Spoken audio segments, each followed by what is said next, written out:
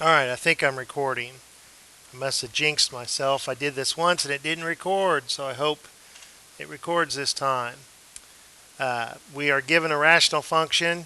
We are asked to find the equations for the vertical and horizontal asymptote.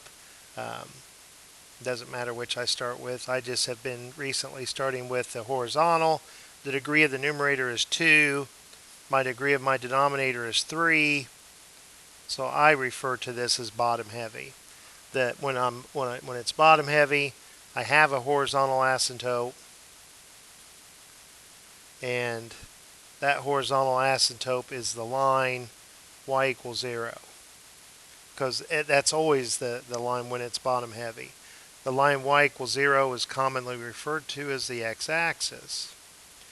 To find if this graph has any vertical asymptotes, I need to factor both my numerator and denominator and look at this in factored form, and then focus my attention on the denominator of the reduced fraction.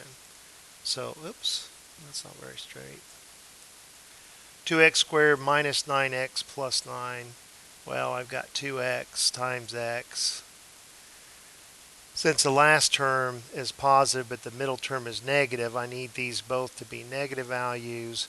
Negative 3 and negative 3 work because I have negative 6x minus 3x, which is negative 9x. In the numerator here, in the denominator, I have a greatest common factor of x squared. If I factor that out, then I have x minus 3. So, it's not asking me if the graph has any holes in it, but I know that it does because there's a common factor here. The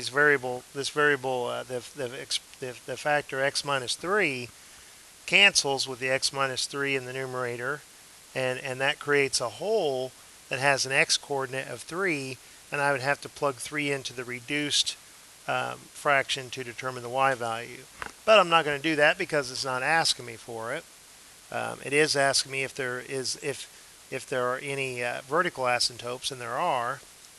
There is one vertical asymptote because that factor that did not cancel, we have the line x equals 0.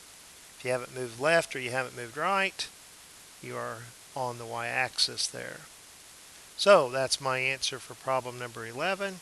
Hope that helps, and I definitely hope it recorded this time. My problem, not yours, right? Talk to you later.